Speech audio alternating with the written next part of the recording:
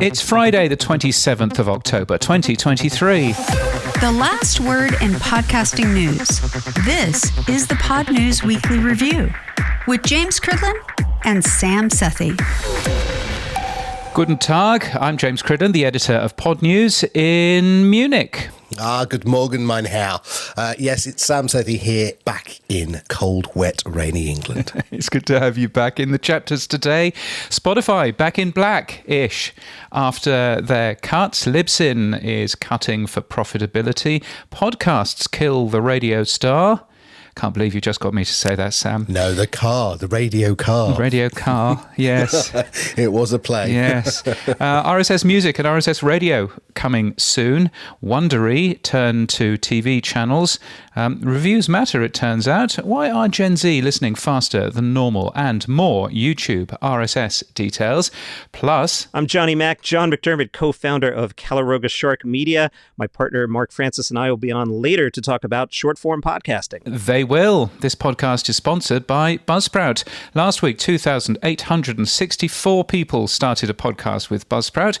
Podcast hosting made easy with powerful tools, free learning materials, and remarkable customer support. From your daily newsletter, the Podnews Weekly Review. Well, James, thank you to Gene Bean, first of all, for standing in for me. Yes, y'all love that. I did as well. Yes. Roaming around Italy, listening to it is very good. Thank you so much. Yes, while you were enjoying your truffles or your whatever else that you were doing. I was drinking red Barolo wine, which is beautiful, and truffle hunting with dogs. There you go. Well, there's a thing. And there will be other people enjoying a quick tipple or two because Spotify is in profit again. Yes. It says it's back in profit again, and technically it is. It surprised analysts with expecting the company to lose money this quarter with a revenue of 11% up. But James, what's the detail behind this? Because it doesn't feel like it's a full yeehaw, let's go and open up the champers. Well, it surprised analysts for a start, which is good. Then all of the numbers are higher than the company was expecting and the analysts were expecting. So revenue up 11%, ad revenue up 16%, which is even nicer. And apparently podcast advertising revenue growth remaining in the healthy double-digit range, driven by significant year-over-year growth in sold impressions, partially offset by softer pricing.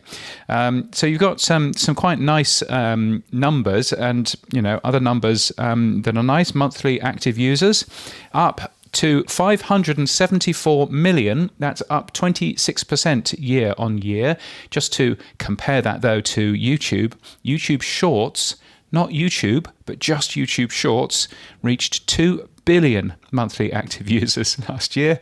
So it's just a little bit smaller than that. They've got room for growth, James. That's all it is. Clearly room for growth. And actually, one of the things that was interesting is listening to the earnings call.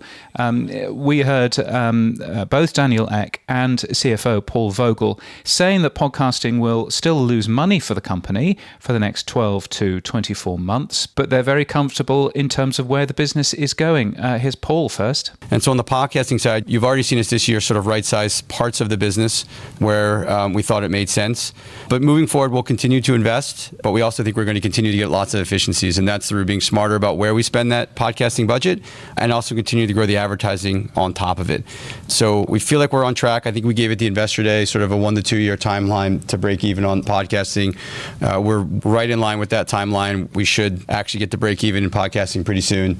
And we feel really good about the trajectory of the podcasting trends, having gone from a pretty big drag a year ago to something that's a pretty minimal drag to something that should be positive to gross profit in the pretty short term. Unlike, say, the music business, which has more of a variable cost structure, podcasting has more of a fixed cost basis and a variable too, but the biggest proponent so far has been the fixed cost base structure. So what helps there is obviously if you take down the fixed cost base structure, but the other thing that helps is more scale. So if you bring in more advertising dollars across that, you'll start seeing gross margins improving. So both of those things have been true. We've been reining back on some of the spending, but we have also increased the revenues on podcasting too. So it's all good then, right, Sam? Well, it is when you say it the way you've said it, but the way then you look at the detail, it's 1% is in operating profit. That is just 1%. And when you then start to dig a little bit deeper, it's through cutting that they've made that 1%. Yes, the numbers of people joining the platforms increased, and yes, they've increased advertising, which is all good metrics. But it actually only achieved the goal of profitability by cutting. I think it was a operating decline of 13% year on year. They lowered their marketing spend, they lowered their personal costs, and that is how they've got there. I thought the most telling part as well was about the profitability or lack of for 2 years in podcasting. Thanks, Dawn. Thanks for spending the budget. And at the other end of the scale, they've got 9,241 full-time employees globally. Can I just say that number may be below 9,000 by next quarter? Yeah. Oh, yes. So I would have thought so. We should have had Richard Kramer on, shouldn't we? Because Richard is always very good at seeing through the bluster and all of that sort of thing. I thought, it's still nice to see Spotify get back in black. That's a nice thing. But as you so rightly say, a lot of this has been achieved by cost cutting. But if that means that they can still make profit next quarter and the quarter after, then that's probably not a bad thing. I think one of the things that came out of the reporting was that Spotify looks to AI rather than original content for its podcasting future growth. That's the AI in terms of disco or DJ or whatever they want to call it this week, and the voice translation. What do you think, James, about those being their profit goals? Well, I suppose you can certainly see that there's opportunities there, particularly in terms of multi-language opportunities. If you can translate Joe Rogan into an equally ignorant Spanish version or Portuguese or anything else, I suppose there are opportunities there. Who knows? But their big name talent is pretty small now. Yes, Joe Rogan. Yes, Alex Cooper.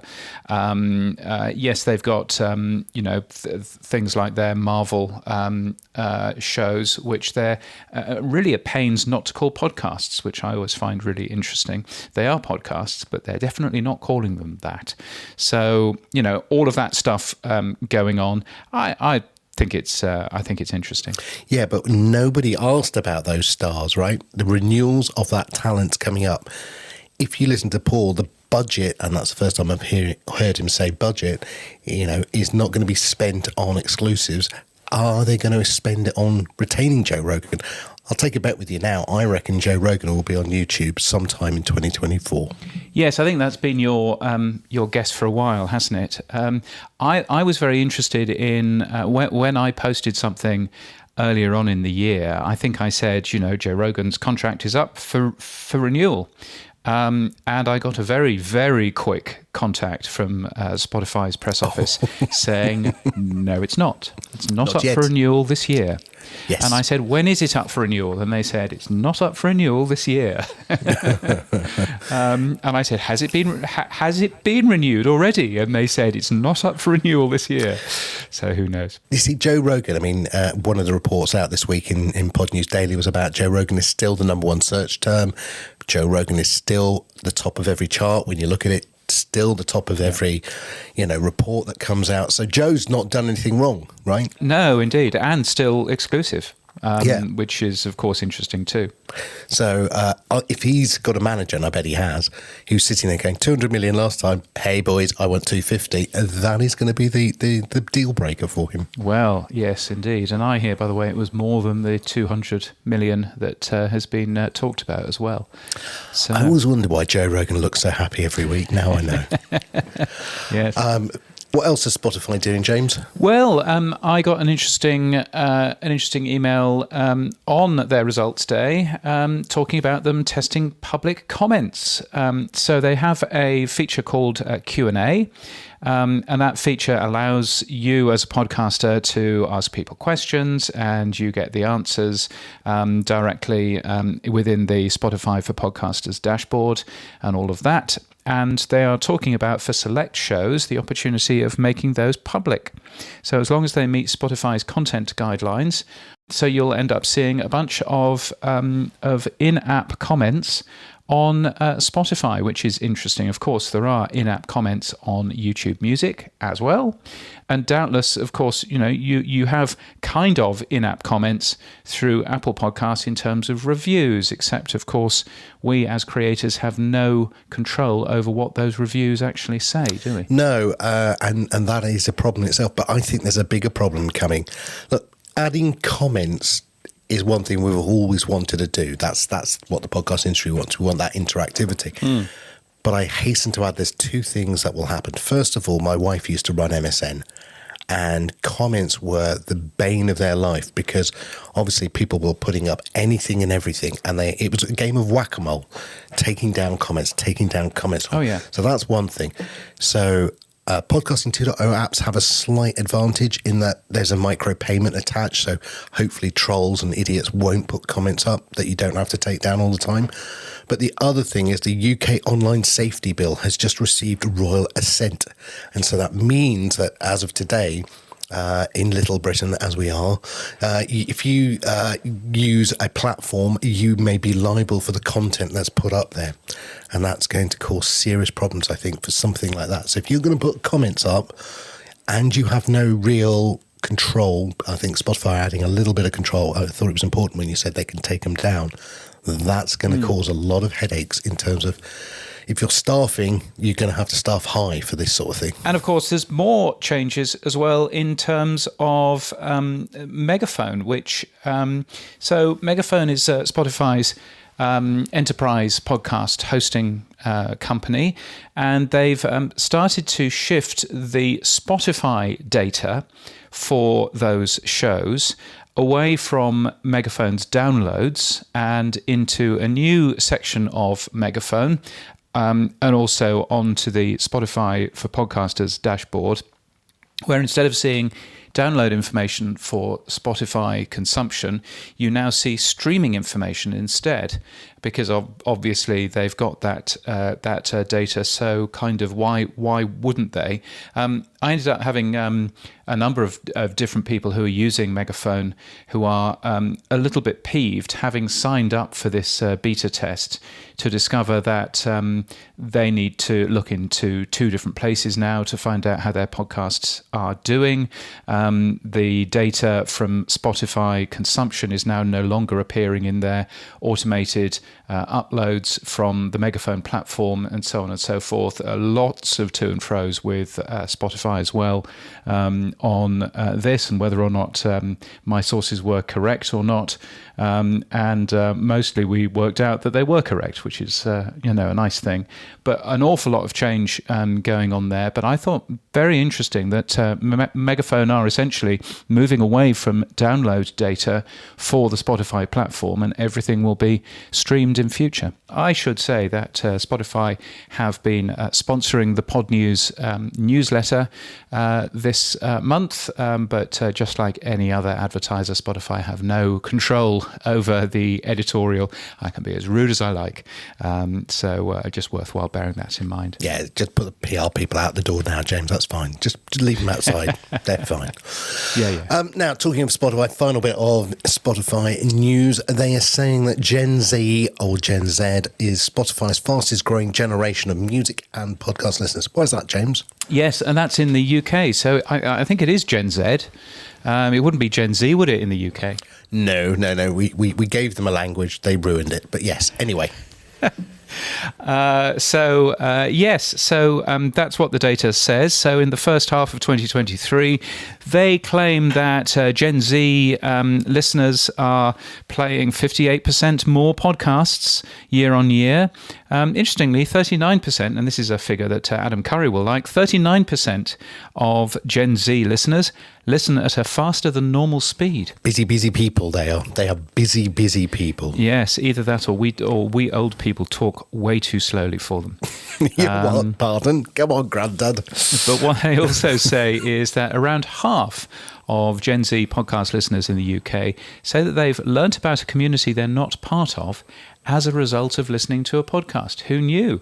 Podcasts can be educational as well as entertaining. Yes, I was talking about this to a couple of Gen Z people last night, and it's fundamentally, I think, Spotify's growing because actually mum and dad are using the family account to keep them on it. My daughter turns 24 today, and basically, yeah, I'm not paying for my Spotify account, Dad, thanks. Can you keep it going? So, yeah, I wonder if there's part of that going on. Oh, there'll be an awful lot more of that, I'm sure, to come. Yes, indeed. Now, let's move on to other things. You're going to make me say a Buggles, Lazy Buggles headline in a minute. But first, lots of details about new platforms. Yeah, Auditeria is a new platform for indie audio drama. Given what we've just said and the interview we've just had with Dovidas about hosting music, this is in the UK. It promised the very best of independently produced audio drama, enhanced audiobooks and audio theatre. I thought, sounds interesting. It provides a home for previously broadcast content now out of license. It sounds like a little interesting platform. Have you seen it, played with it, looked at it? I've not yet seen it, but I know some of the people involved. I have pointed them in the direction of Ivo Terra, who of course knows an awful lot about audio drama podcasts. The end.fyi is his newsletter. But Audioteria or Audio Terrier or whatever on earth you're supposed to pronounce it. I think you got it right first time. Yes. No, I think you got it right. It sounds much better the first time. Yeah, who knows? But the interesting thing around this is that it's a particularly UK platform. So it's an app that you can you'll be able to download and find all kinds of bits of audio drama. But the way that audio drama has mainly worked in the UK is there's this very large broadcaster called the BBC, and the BBC still broadcasts audio drama, and so they have to. Because of the terms of their charter, they have to dole out a percentage, and I think it's 25%, but it might even be higher, of program promotion and program production to indie audio producers. So if you remember, we were talking a couple of weeks ago about Sony Music Entertainment pulling out of some of those, but there are lots and lots of companies like Sony Music Entertainment who have been making audio drama for the BBC. And the way that this works is the BBC gets the rights for an amount of time. I think it's 3 years, it might be 5 years. After that, all of the rights go back to the indie production companies. And so they are sitting on this produced stuff, which is all very nice, which they own the rights for, and which they can then do other things with. But of course, most companies haven't looked into podcasts, haven't worked out whether podcasts is a good plan.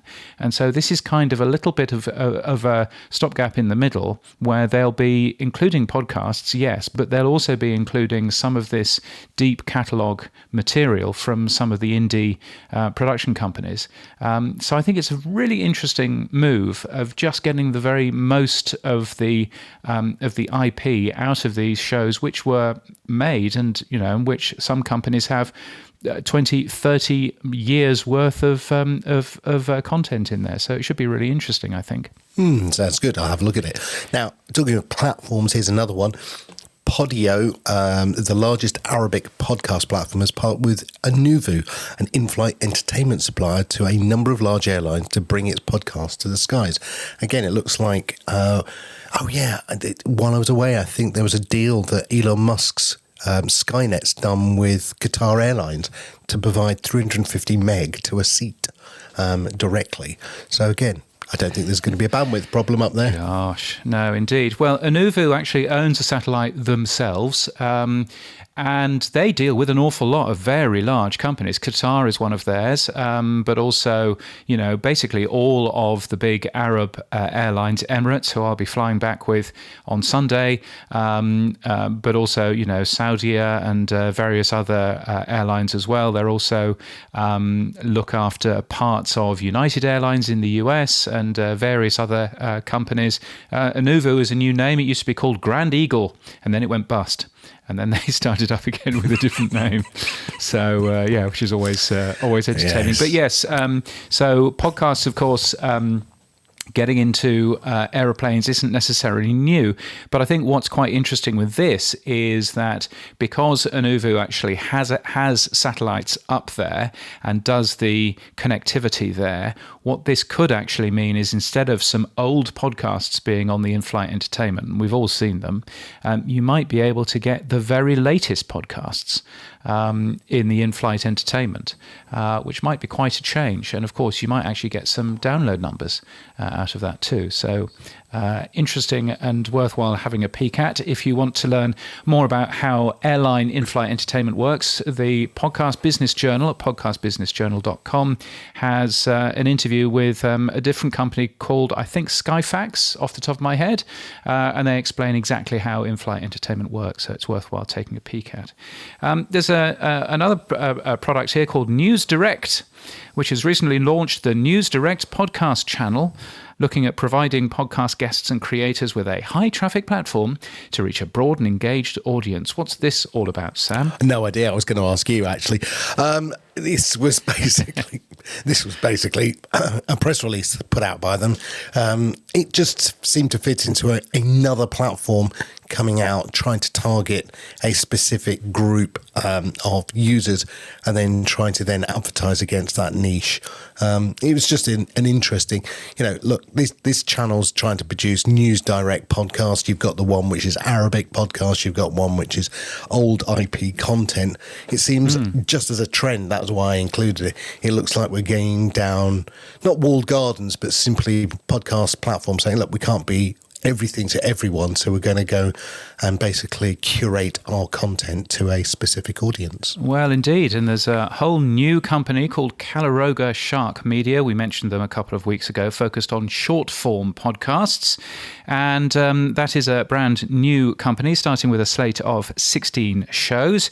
You managed to catch up with John McDermott and Mark Francis from Caloroga Shark Media and started off by asking, what was Caloroga Shark Media? It's an outgrowth of the Palace Intrigue podcast. So a few years back, I was watching The Crown and I thought, the royal family is a fun subject. There's a lot of gossip. I wonder if there's a daily to be done here. But I sound like this, and I didn't want to host it. So I reached out to my old friend Mark and I said, if I write this, will you voice it? And we started putting out a daily podcast about the British royals. I had mapped out a long-term editorial calendar. I didn't know the dates, but there were predictable events coming. Prince Philip was 98. The Queen, I believe, was 93 when we started. So you looked at it and you went, there's going to be some pretty big Super Bowl level events coming at some point. So we started doing it. And then Megxit happened, and then they went on Netflix, and then Harry wrote Spare, and this thing just totally grew. And we kept talking about the short form format and how it's great. You can build a loyal audience. They're easy to turn around. And we brainstormed some ideas, and I paired up some of the things I was doing with some of the things Mark was doing and combined the companies, and Caloroga Shark Media was born. Excellent. Now, Mark, you're the man with the British voice as well. So welcome. So what's your background in podcasting? So it's actually not British, it's Australian, but to most Americans, they think it's British. So we got away with having okay, that's podcast. Fine. You got away with it then. Okay, fine. Excellent. Well done, you. Yes. But no, my background was, for the last few years, I was at Diversion Audio as a co-founder there. We started a podcasting company, had a couple of hits with Dream Team Tapes, Royals of Malibu, Good Assassins. And prior to that, John and I both worked at Sirius XM. Then my beginnings were terrestrial radio. My father's been in radio in Australia, or was in radio in Australia for 60 years. So long lineage there of audio history. But, we got together and we started this Palace Intrigue as a hobby and something fun. And, something I had learned over the past 3 or 4 years, especially with the ad market as it is, we spent a lot of money building these long form shows. And they came out great. And they were beautiful shows and beautiful pieces of work. And they won awards and everybody loved them. But in this market and with the opportunities that we have at the moment, the short form and creating something that's easy to make doesn't require a lot of talent fees or writing fees. Getting that out there was just a much better return on investment. Cool. Now, look, why 15 minutes? I mean, most people start off with this. I'm going to do a daily, which is very hard to do. I know James will tell you getting a daily news blog out there is a news podcast out there is really hard. But what struck you by that 15-minute mark? Most people say, oh, look, let's just do half an hour, get 3 ads in, get 45. And so why 15 minutes? So I think like anything else, any podcast in the history of podcasting, any radio show in the history of radio, you go back and you listen to the first few episodes and you go, oh my goodness, those were awful. And it takes you a minute to find your voice. So when I started Daily Comedy News, I set out to do 5 minutes and it quickly became 10 and quickly became 15. I've polled the diehards who are in the Facebook group, hey, how long do you guys think it should be? And the feedback they've given me is, whatever amount of news you have, do that much. And that's kind of been my spirit animal, especially on the comedy pod. Whatever's there is there, and I don't pad it. And if Will Smith smacks Chris Rock, well, then today's episode might be 22 minutes. Palace, we've kind of gotten into a rhythm of, gossipy stories at the top, something quirky, and then what in radio we used to call a kicker towards the end. So that winds up being more 7-8 minutes. And the newer stuff so far seems to be falling into that same kind of range, following the Palace intrigue model. Half of our shows are unscripted. Half of them are now scripted. I think when you're doing an unscripted show, 10 minutes is enough of me or you or John as one person speaking. Once you hit that 10-minute mark, you want guests. And you want other things to make the show entertaining on an unscripted level. So once you hit that 10-minute mark, it becomes a lot more work exponentially. So keeping it short, keeping it simple, gives us the ability to make more. And I think more is just a volume idea. Now, you've got quite a few, 16, I think, in your current slate. Give us a flavor of some of them. Sure. So Taylor Swift today was kind of a good bet. She had a pretty good summer, and then the whole Travis Kelce Chiefs thing happened. And we're like, oh, that was fortunate for us. So you get lucky sometimes with these things. You catch a little heat with the media. We're doing one about Elon Musk, who's a character. Part of that, I'm hoping he notices it and gives us a retweet. That'd be nice. Hi, Elon. Ghost. So Ghost is a lot of fun. Poor Mark has done so much work on this because I woke up out of bed one day and said, what if we did 31 ghost stories in 31 days? And then James Cridlin will write about it in his newsletter. And we got some attention for it. And year one of that was a bit of a, hey, look at us play. And then we'll definitely do that again year two. Ghost will continue as a weekly. We're planning on doing the 12 Ghosts of Christmas. But that was one that was a lot of fun. And we also have Murder Weekly coming out and Romance Weekly. And just, we've got a ton of ideas. It's just a matter of making them all. Yeah. I mean, we are two people, but, taking on this short form kind of project allows us, without the guests, without the writing, without the talent, without the lawyers, without the marketing, we've both been in startups many times before. And once it grows beyond the two people, it becomes very complicated and it becomes very time consuming. So while it is the two of us right now, you can get a lot done. And I think, we're going through the process of building this company, building a library, building content, building a brand and a name. And right now we have that ability just to pump shows out. Now, John, I mean, how do you amortize this? What's your model? Loyal fans, putting out regular stuff, creating habits, being part of somebody's daily routine. That if you put out enough episodes, you've got enough inventories, so you fill the holes with some spots, live reads, and doing good live reads in the middle of it. One of my big pet peeves are the people like, oh, we got to pay the bills now. Here's that annoying sponsor. We love sponsors. Please sponsor the show. I will happily endorse what you're asking me to endorse. I never understood that mentality. So, you do these things 5 days a week or 7 days a week, and you've got enough holes. And I mean, again, looking forward, I mean, why do you pick certain podcast genres? As you said, Taylor Swift was fairly obvious. The Royal Family one was on the basis of doing one before.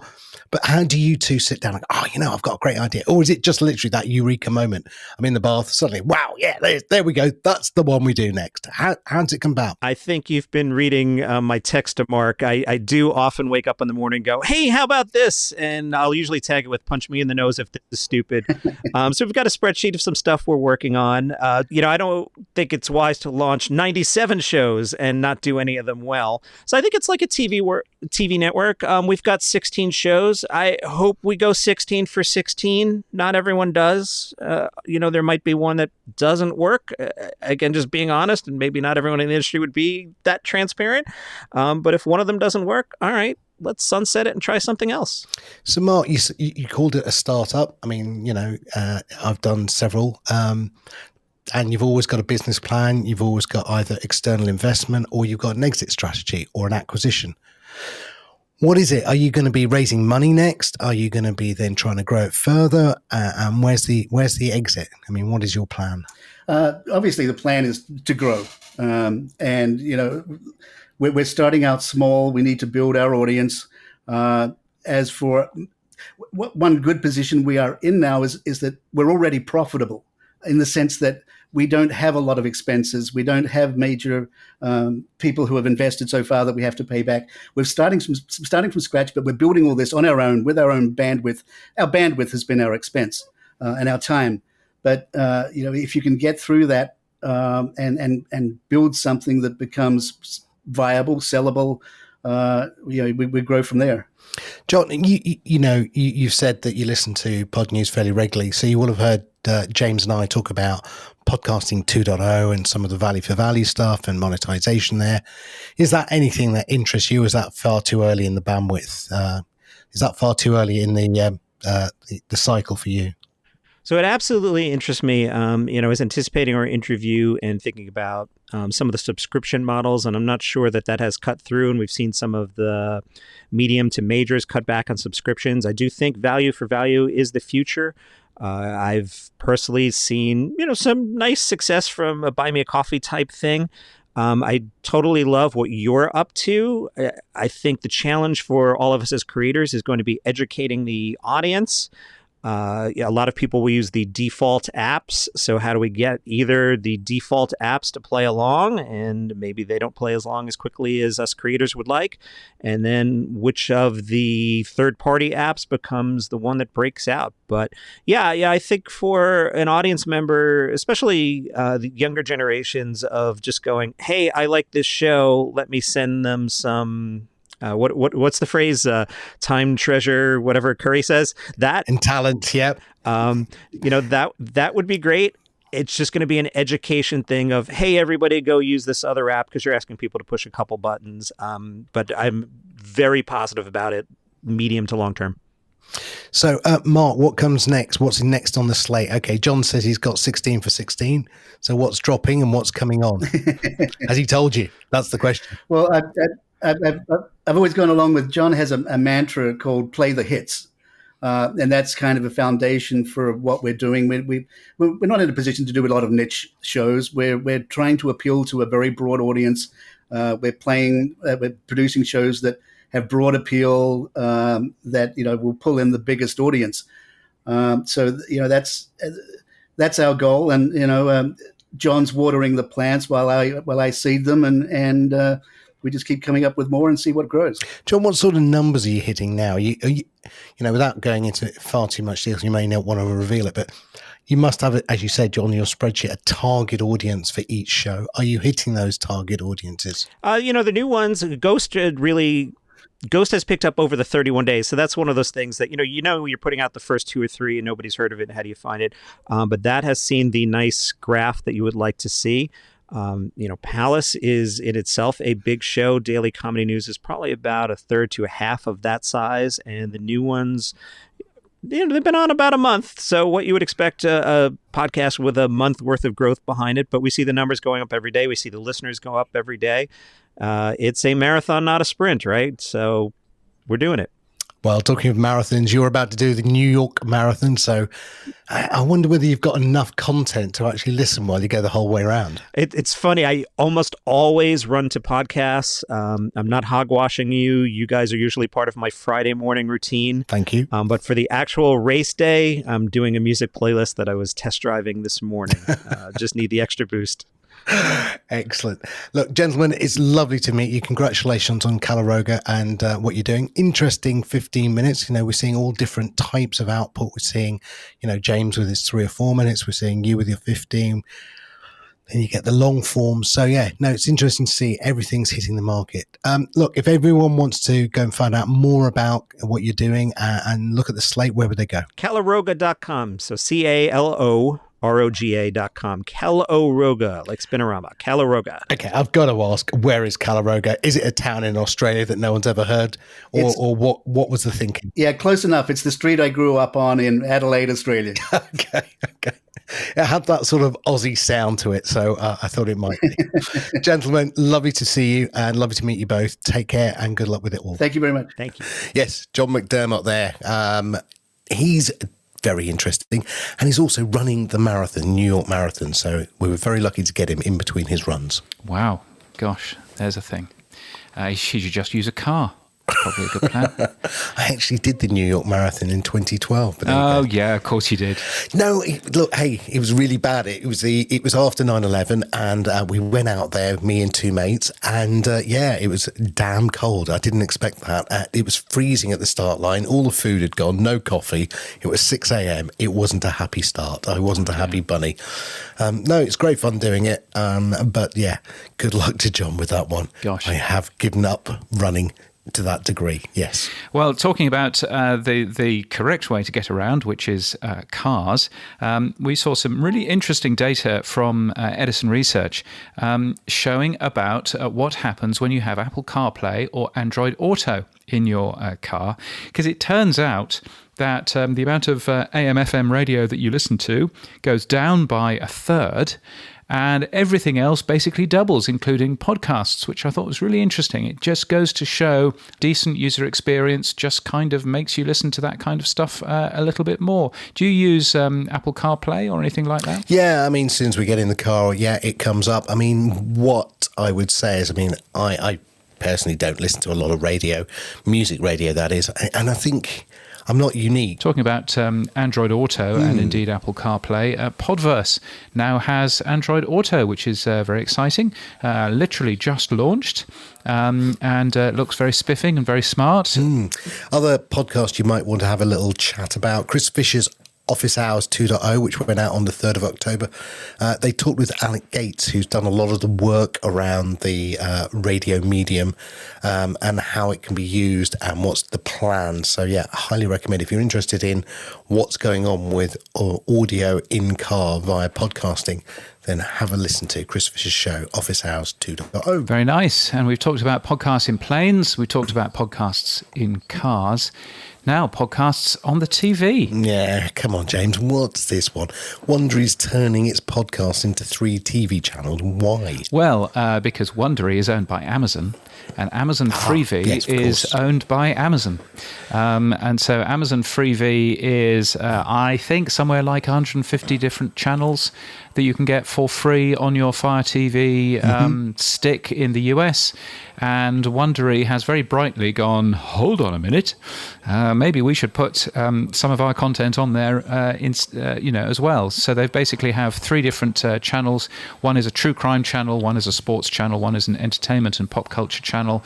And you tune into those and you get Wondery podcasts with some visual accompaniment playing on Amazon Freevee. I think it's quite a nice idea, really, to get Wondery podcasts in front of a brand new audience. Yes. Now, James, probably a couple of years ago, I think you came out and said, reviews don't matter. They don't add to the value that you'll receive in terms of Apple don't use them to promote your show or boost your show, so don't bother with them. Well, it seems that one negative review, however, on Apple Podcasts might mean 42% fewer listeners. This is a report out from the Journal of Marketing Research. So, James, do reviews matter? Well, so this scientific research that came out from the Journal of Marketing Research is interesting. It's to do with reviews for products, not reviews for podcasts specifically.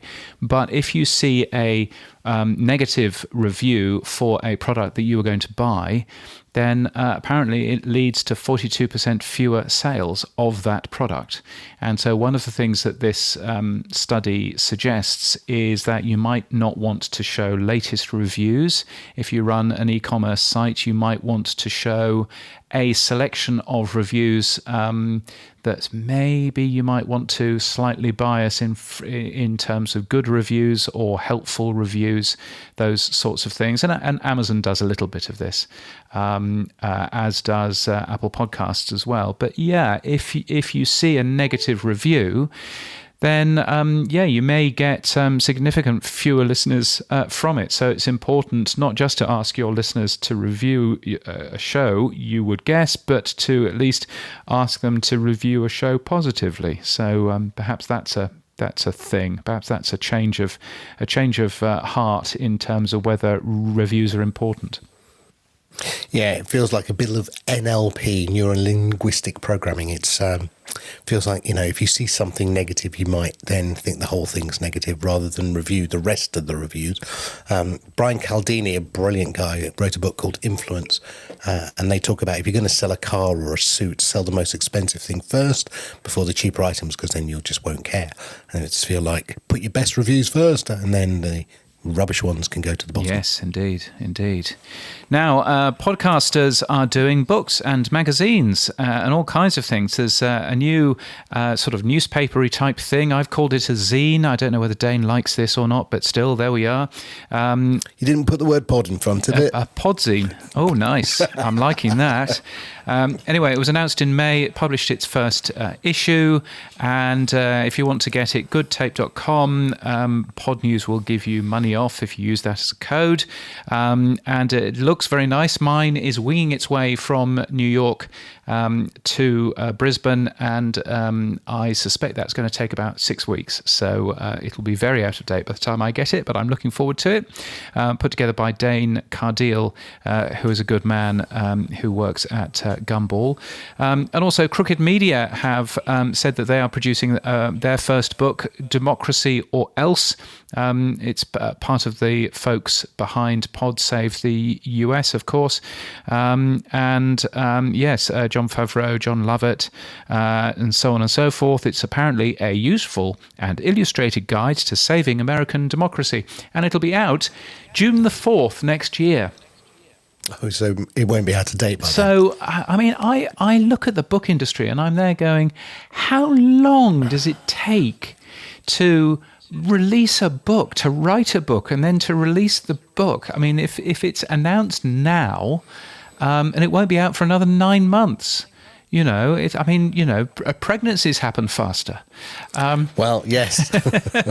Yes. But anyway, if you're a fan of the Crooked Media folk, and you think that Pod Save the US is a good podcast, it is called that, isn't it? Pod Save the US. Yes. Because, of course, I listen to Pod Save the UK a lot, and I can never quite remember what the US version is.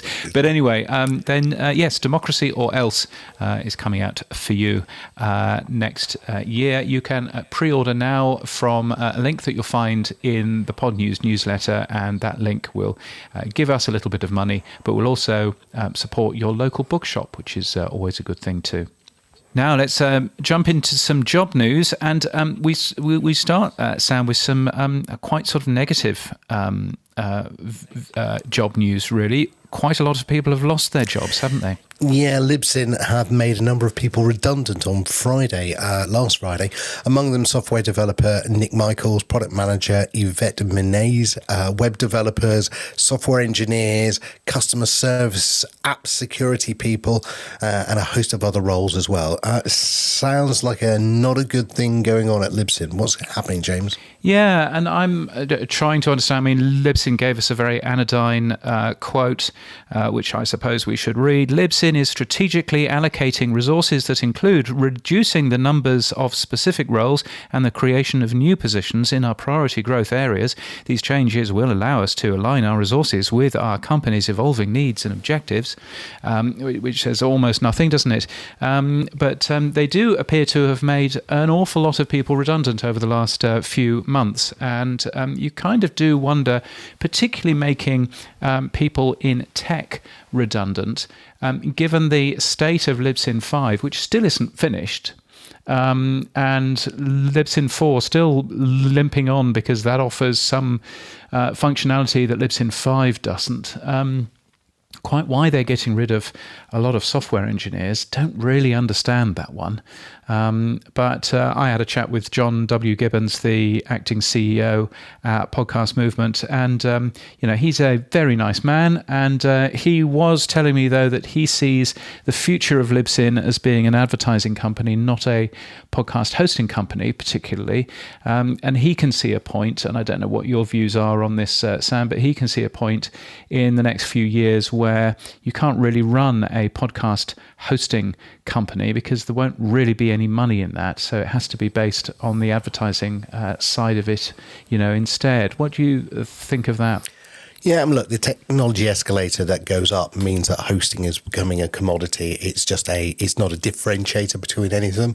I think Alberto from RSS.com said on the Podcast Index 2.0 show that, they don't think of themselves as a hosting company, which, was like, whoa, hang on a minute, you're not a hosting company? What are you? And it's like, well, we're a technology company and we provide all these things and other things. And hosting is just one of the things we do.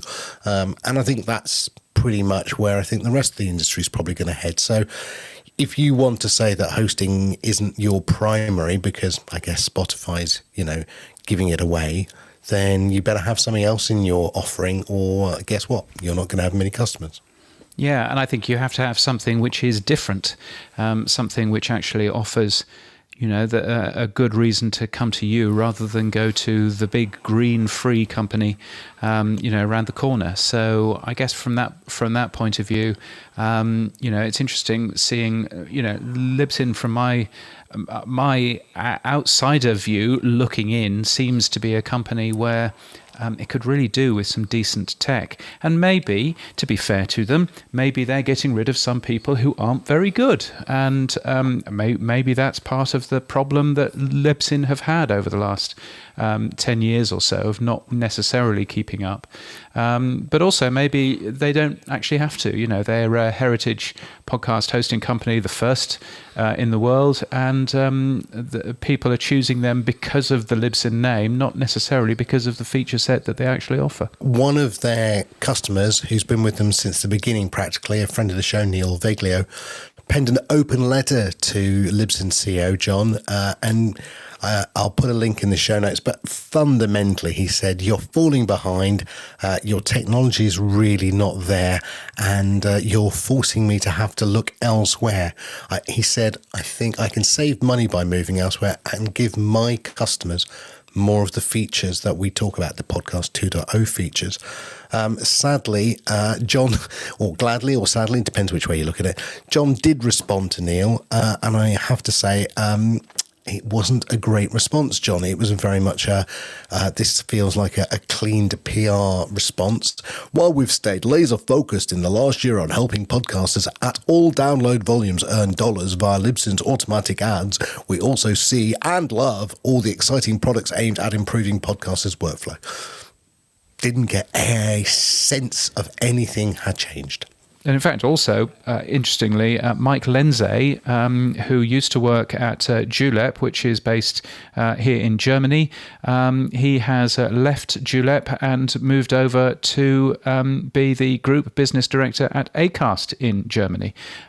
So it looks as if Libsyn's Julep company here in Europe is also losing some people as well, which is, just worthwhile keeping an eye on, I guess. Also, congratulations to Marilyn Haig, who's been promoted to Senior Business Development Manager at Mopod. If you're looking for a job, Podnews has podcasting jobs across the industry and across the world. It's podcasting's largest jobs board. According to me, but nobody's yet proved that wrong. They're free to post as well. It just takes 2 minutes. Podnews.net/jobs. The tech stuff on the Pod News Weekly Review. Oh, now this is the tech stuff, the bit of the show where we talk about technology and all of that kind of thing. We do this every Monday in the Pod News newsletter. And yes, Sam, lots of talk about the YouTube RSS ingest. Yes, they had a thing you were talking about last week. They had a powwow somewhere on campus where they invited lots of people and told them how it's all going to work. And it seems that they're slowly revealing the what's behind the commode. But what is the sum of it all, James? What's behind the commode? Is that not the expression? I've never heard that expression before, ever. It's probably wrong. Don't get me wrong. I am not very good at these sometimes, but hey. Gosh, wow. So Wow. So it was a conversation that happened last week, and sadly, it wasn't a fancy meeting at Mountain View. It was a Google Meet, Okay.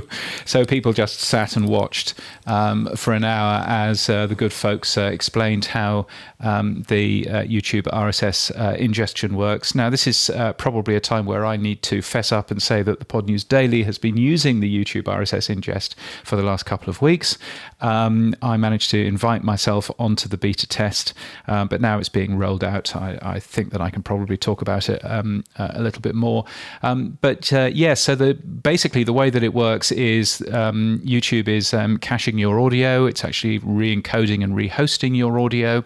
And because it's in the YouTube ecosystem, you can't change uploads once you've made an upload to YouTube. So if you upload some video which needs editing, the only way of doing that is to delete that and to add a new upload with therefore a new URL and everything else. So there's no way of actually editing a video that you upload, and the same goes for podcasts as well, because podcasts are essentially still videos on the YouTube system.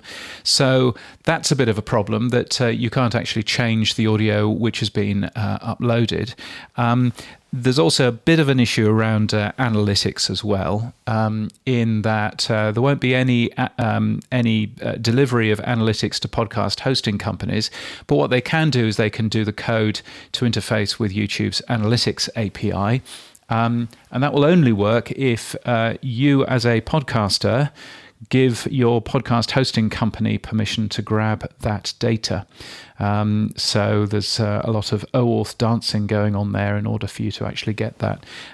So that would be interesting. And of course, YouTube stats aren't IAB compliant anyway, so you can't add those together with your podcast hosting stats, because that wouldn't be the right way of doing it. So interesting conversations going on there. And of course, there's that whole thing about the fact that YouTube do not want advertising in podcasts. So sponsorship credits like the sponsorship credits that we give Buzzsprout is absolutely fine, but we couldn't have a 30-second ad from Buzzsprout telling us all about the Buzzsprout stuff. That wouldn't be allowed under YouTube's terms and conditions.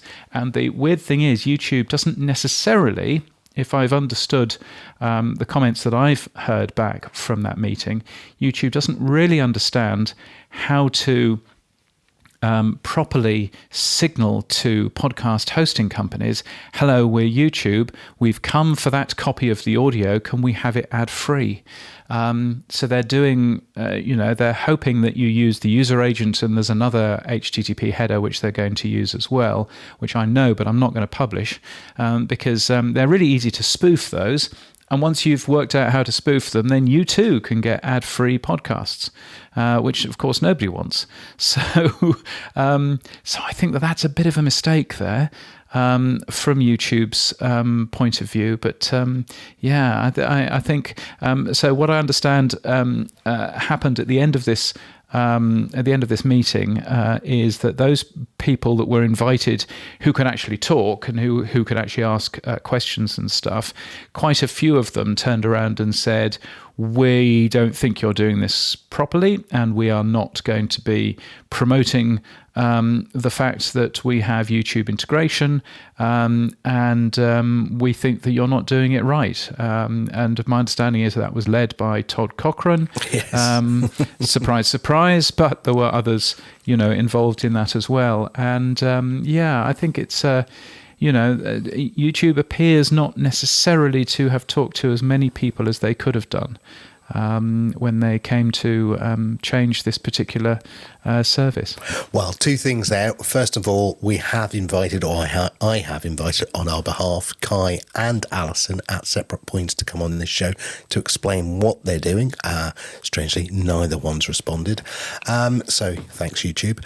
And also, listening to Todd and Rob last night, I think he's updated the getyourown.com to get your own YouTube channel. I'm not helping you.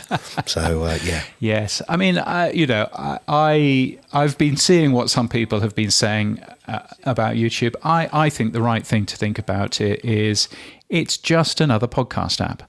And if you have a podcast and you want it to get listened to, in most cases, you as a podcast creator are doing exactly the right thing if you end up making your podcast available on YouTube. This podcast's available on YouTube and looks pretty good thanks to Headliner.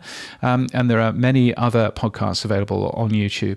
I think that for a podcast creator, it's a good thing to get your podcast onto YouTube. I think if you're a podcast hosting company, it's a dreadful thing, but they should probably be putting podcast creators first rather than their own corporate interests first. And I think this is what we're seeing with a fair amount of podcast hosting companies, is that they're a bit grumpy about YouTube and a bit fearful that YouTube will put them out of business. But from a podcast creator's point of view, it's a great place to be. Now, there's some other people who've been talking about it as well. Amrita Khalid, who's been writing Hot Pod for the last 6 months, has written a final update looking back at the last 6 months. She writes about the industry concerns around YouTube, so have a read of that. And Hot Pod's Errol Shapiro returns next week, so there you go. Yes, which will be nice to see her back. Matt Deegan has also posted about a podcast strategy for YouTube as well, and he shares my opinion because he's a very bright man. You need to get your shows there, otherwise you'll be missing out on listeners. Wherever you get your podcasts really does mean wherever your listeners get their podcasts.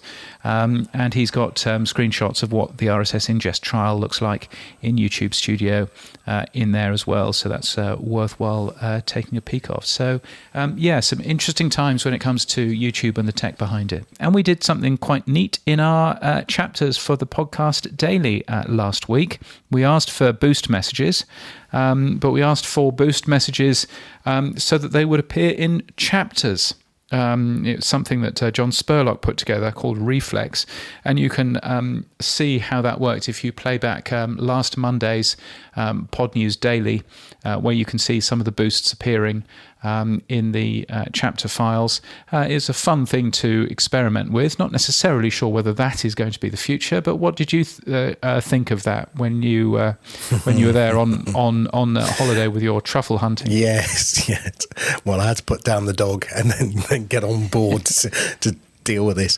Look, love John, and he was doing this on the basis of what Adam had been trying to do, which is get cross-app comments going. And I looked at it and I saw what you requested, and we sent a boost through, blah, blah, blah. It all happened, right? The downside was John called these boost chapters and then decided to reveal them in the UI under the chapters tab for most apps. Realistically, I went back to John and said, these aren't chapters, these are boosts. And I like the idea. And if he could then allow me to put them into a boost tab, which is separate.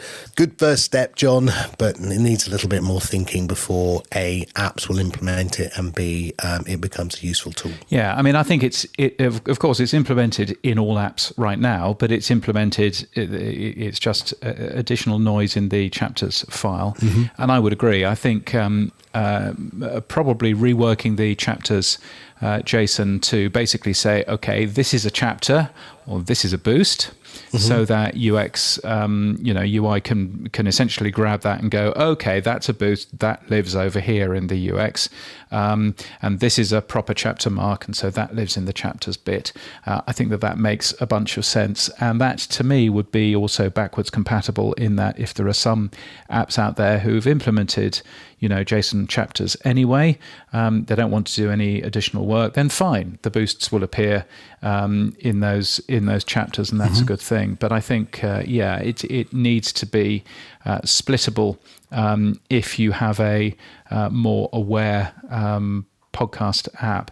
I mean, the other thing, of course, is that It's also opened up the fact that chapters, you shouldn't really be caching those. You shouldn't really be ingesting those into your own system. It should be when you hit the play button, that's when it should go away and grab that chapter file. I think what it's very much shown is that quite a lot of podcast apps have been grabbing that chapter file once, ingesting that, and so therefore any changes in the chapter file haven't been instantly visible in that podcast app, and that's probably a mistake too. So it's been some really helpful bits of work, but I would agree. I think it's most certainly half-baked, but a half-baked loaf of bread is better than no food at all. So I suppose from that point of view, it's probably a good step. But yes, I think it needs more work is probably the plan. Is that another new saying that we're bringing to the market this week? Because me and my commode and you and your half-baked bread, we're doing well here. Yeah. Yes. It's always interesting times when somebody who's very good at coding just basically flings an idea together that Adam gave out a couple of weeks ago, in the Podcasting 2.0 show, and just basically produces it, and then of course it kicks up loads of questions on how you actually implement this properly. But it's great that there are people doing that, and I think John has done a sterling job of testing this out, particularly since I then jumped on it very, very quickly and promoted it. Running with scissors, as Adam and Dave would call it. Indeed, running with scissors indeed. Let's talk about some upcoming things going on. The UK's Audio Production Awards happen on November the 22nd, but they've just announced the nominations for the UK's Audio Production Awards. I was going to make a joke and say, they're all from the UK. That's not very good, is it? Except they're not. So I can't even make that joke because there have been a couple of US companies who've been nominated this year. The hosts of the event will be PodSave the UK's Nish Kumar and Coco Khan, and the awards are organised by Audio UK. Looks like a good thing. The Independent Podcast Awards 2023 is happening on October the 30th. The Webby Awards, you should be getting your entries in. The early entry deadline is today, but don't worry if you miss it. They've got their normal deadline, which is coming a little bit later on this year as well. And I'm looking forward to speaking later today at Audio Days in Denmark. I say later today, that's later today, Friday, but of course yesterday, when I'm recording this, I'm in Munich and looking forward to speaking at Medientage München, talking about the future of radio. Good luck with that, everybody. What did you say earlier? Don't listen to it, can't be bothered. So that'll be fun. And also speaking at PodCon MX in Mexico City in early November. I've just got details of the hotel that I'm staying in, which is very exciting. That's being presented by RSS.com, who I'm an advisor for, so that should be good too. And there are more events, both paid for and free, at Podnews, virtual events or events in a place with people. And if you're organising something, tell the world about it. It's free to be listed at podnews.net/events. Boostergram Corner on the Podnews Weekly Review. Well, we've got plenty of boosts and things. It's our favourite time of the week, I should be saying, shouldn't I? That's the catchphrase. Indeed. It's our favourite time of the week. Who have we got boosts from, Sam? I won't try and do the accent, but it's Dave Jones giving us 5150. Again, I'm sure that's a Rush boost or something like that. A southern accent on the Podnews Weekly Review. I've got the vapours. I think he's a happy boy. Yes, absolutely. From Gene Bean, of course, last week, and that was all very good. Adam Curry himself also supporting the show. He says boosting is loving 33,000 sats. That'll do nicely. Yes, well done. So that was good. Who else have we got one from? Well, your co-host from last week, Gene Bean, said, sometimes when listening to how people consume their favourite shows, I start thinking I'm doing consumers a disservice by not publishing on YouTube and Spotify. Correct. I don't think either is good for the industry, but I'm also not sure pretending that they aren't where my target audience is the best decision either. And he sends us a row of ducks, 222 sats. Yes, and I think 2222 sats, and I think, yes, absolutely correct. Number one, from my point of view, is the listener. Number two is the creator. And the podcast host comes very much further down in that list. If people are expecting to listen to you wherever they get their podcasts, then you should be on YouTube, I'm afraid. You should be on Spotify, I'm afraid. But some people don't necessarily agree with any of that, but that's certainly my view as well. So thank you, Gene, and thank you for being an excellent co-host last week as well. And the Optimal Living Daily podcast says, yay. I found where I can connect my RSS feed in the YouTube studio. Boo! Terms of service makes it sound like I can't because I run programmatic ads. I think we read that last week, but it's worthwhile reminding us of that again. No, you can't run programmatic ads on YouTube. And even the Buzzsprout ads that sometimes pop up in this very show, we can't run those on YouTube either.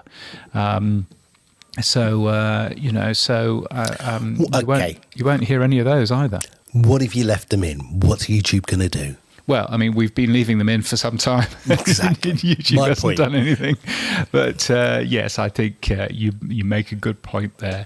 Anyway, if you get value from what we do, the Podnews Weekly Review is separate from Podnews. Sam and I share everything from it, and we really appreciate your support so we can continue making this show. You can support us with cash at weekly.podnews.net or support us with sats by hitting the boost button in your podcast app or indeed just streaming sats while you listen. That's very kind. If you don't have one, podnews.net/new podcast apps will help you find a new app. So what's been happening for you this week, Sam? Well, I was, as I said, truffle hunting in Italy, drinking a Barolo. And also, I've just bought some budgie smugglers. I'm coming to Australia in February, James, so that's going to be good. Kyrin, he's coming. He's coming in February. He's going to dirty Sydney, but nevertheless, he's coming in February. Yeah. What did you call it? Bris Vegas or Bris I think Disneyland? he called it Bris Vegas or Brisneyland. I'm not doing any of that. Oh, It's okay. Brisbane. Frankly, it should be Mianjin if you ask me. But anyway, let's not open that one. You lot voting. Don't get me on that one, please. 60% of the white population said, nah. 60% of the racist, 60% of Australians proved that they were racist. Yes, indeed. Even more than the Brexit 52%. Well Indeed. done, Australia. Indeed. I should point out that my local, I could even find out, not just my local electoral area voted yes, but I could even see on the data, I could even see how my local polling station voted. So I can actually see how many of the, I think, 120 different votes that there were at my local polling station, how that ended up. The good news is that the racists don't live near me. Right. So that's all okay then. All I've got in my head right now is the song Neighbours, Everybody Needs. Yes. It's deeply disappointing. So stick a few more tinnies on there, Karen. I'm coming down. So there you go. And then last night I went to City University's wonderful event that they were running with the British podcast winners. We had some of the production teams and some of the producers, and it was really interesting hearing their stories. So best new podcaster was there, and best new winners, and so it was really good. So well done to the team down there. But one of the sadder things was I spent a bit of time talking to a lot of interested people around and asked them, did they even know what a micropayment was, what a wallet was, had they ever heard of Podcasting 2.0? And guess what, James? Nada. Not a dicky bird. Not even. And this is supposedly a technically focused podcasting at the edge audience, and they had not heard a word. Yeah, no, indeed. It's difficult to end up doing. And I think we just have to persevere and carry on. Yeah, I mean, look, the podcast stands committee, it seems defunct. I do get frustrated when, the lovely people at Buzzsprout, who are our sponsors and our friends, don't embrace wallets. They don't even embrace pod rolls, and they bloody came up with the idea. Jesus, come on. Holy moly. I mean, do that one at least. It took me and Mustafa, or should I say Mustafa? I just said, "Can you do it?" That's all I said. But it took us half an hour to implement that. Yes. Nothing It's nothing. not right? complicated to implement. Yeah, honestly. exactly. And and look, you've got companies like RSS Blue that are trying to be innovative. We talked about hosting being Blueberry as well. Yeah, doing a fantastic job there. Libsyn doing nothing. Yeah. And now getting rid of the people that could actually have been implementing it, and of course Apple doing absolutely nothing as well. I think one of the frustrating things for me is hearing so much negative stuff about YouTube and they're not doing this and they're not doing that and blah blah blah. And there's Apple merrily rolling on with their proprietary tags for all kinds of things, or not proprietary tags, but proprietary implementations of things like the author tag, for example, where there's a picture of me in this very show, and the picture of me in this show, I had to email a photograph, and then I think I had to sign a piece of paper or something with Apple's support team to actually get my photograph in there. I mean, there's an open standard for all this. Why are you not supporting the open standard? But Apple seems to get a free ride by all of the podcast hosting companies. And I don't understand it. I simply don't understand why the podcast hosting companies turn around and say Spotify is the devil and YouTube is even worse. But, Apple, why don't you screw us again by coming up with something else that we've got to do? I got a love letter from Apple, or a love email from Apple after my little rant a couple of weeks ago, where I said, look, if Apple would just bloody well charge and stop, then everyone else would have to pay for podcasts. We wouldn't have this free model. And they said, well, what do you want us to do? You have a go when we talk about subscriptions. You have a go when we give it for free. We give up. And I went, I can sort of see your point. But actually, Apple, the one thing they could do, Apple Pay tomorrow could do micropayments, right? With fiat currency. They could just remove all the fees and allow you to do micropayments. They could do that, but they won't. Yes, they could. And that would solve all it's Bitcoin and it's a SAT and all that, and it would just go away tomorrow. And the whole industry could then jump on board behind Apple Pay, and it will be, because value for value doesn't state it has to be a Bitcoin. It just has to state it's a value, right? They could absolutely do it in terms of Apple Pay or indeed Google Pay. Yep. You could absolutely pay, an amount into your podcast app to then pay out as you listen. All of that kind of stuff could happen very easily, because Apple, of course, and Google have all of the regulatory, stuff to go away and do that. So, absolutely. And it's a frustration that, of course, they're not actually doing that. But I guess from their side, why would they do that if they're not necessarily going to earn any money out of it? Or maybe there is a way of earning money out of it. I don't know. Well, there would be, because they could take a fee like the rest of it, in the splits. They could do things, I mean, not to the extent of 3%, but they could do things at scale that could do something. I suspect Tim can't even spell podcasting because it does nothing to the bottom line. Maybe doing micropayments through Apple Pay would actually give the Apple podcast team a revenue that they could then take back to Tim and say, can we have some more features, please, sir? Yes, well, indeed. It's it's always surprised me, really, Apple's view on all of this, but still, it's not going to be me that ends up changing it, is it? Nope, nor me.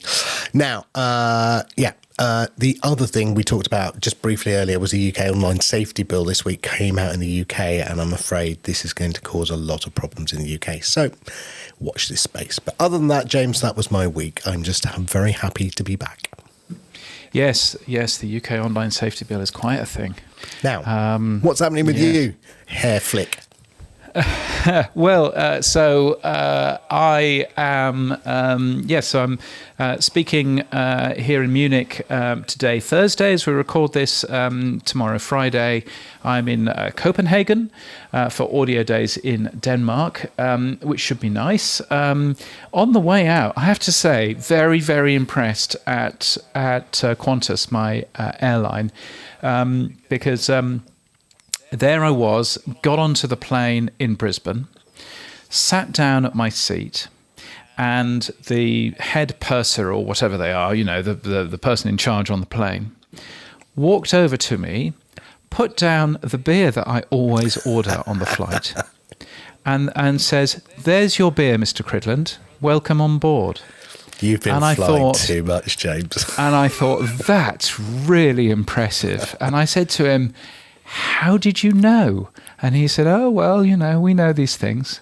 And went away. And I just thought, that's really impressive. If you're going to turn around and you're going to, I mean, clearly they've got it on on my customer record somewhere, always orders this beer. But I just thought, that's a very clever thing. So I suppose in first class, you have to expect that. Because, Yes, I was not in first class. I was not in first class. You must be gold plus. You must be. That said, diamond.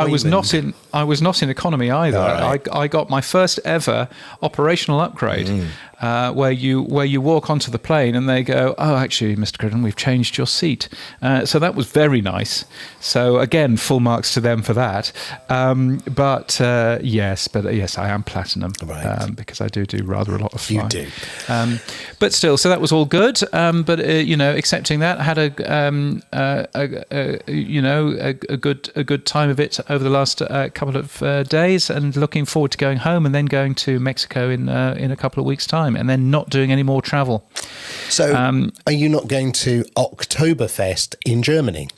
Now, you see, you would have thought that Oktoberfest happens in October, wouldn't you? Wouldn't you? No, it turns out, and in fact, this is going to be my opening joke. Because it turns out that, come to Munich in October, they said. "Oh, yes, please," I said, because, the Bavarians wouldn't be stupid enough to finish Oktoberfest on October the 3rd, would they? Oh, yes, they do. So, so none of that, although probably a good job, because, frankly, I couldn't think of anything worse than having, drunk American tourists wandering around Munich. But German Weissbier is worth having. Have you had Weissbier? Oh yes, Weissbier and Weissbier Dunkel, which is the dark version. Yeah, that's lovely. That that's with really a curry good. verse. That is heaven. And in fact, I had and the curry verse. And in fact, last night I went to a very nice tap house brewery type place. Which had what did it have? It had 40 different beers available. No Fosters, no Forex Gold. So obviously very, very strange. Yes, so that was really nice. Yes, they do their beer very well. And what was the 39th like, James? How did you think that went? Do you know, I only had one because I'd already had a couple already, but I went in there because they did because they did beer, and they also did sort of snacks and things, not curry verse, but they did chili, I think. Ooh. Anyway, it was all very nice. So quite enough of that. That's it for this week. Yes, you can give feedback to James and I by sending us a Boostergram. And if your podcast app doesn't support Boost, come on. Then grab a new app from podnews.net/new podcast apps. Yes, our music is from Studio Dragonfly. Our voiceover is Sheila D. We use Clean Feed for our main audio, and we're hosted and sponsored by Buzzsprout. Podcast hosting made easy. Get updated every day. Subscribe to our newsletter at podnews.net. Tell your friends and grow the show. And support us. The Pod News Weekly Review will return next week. Keep listening.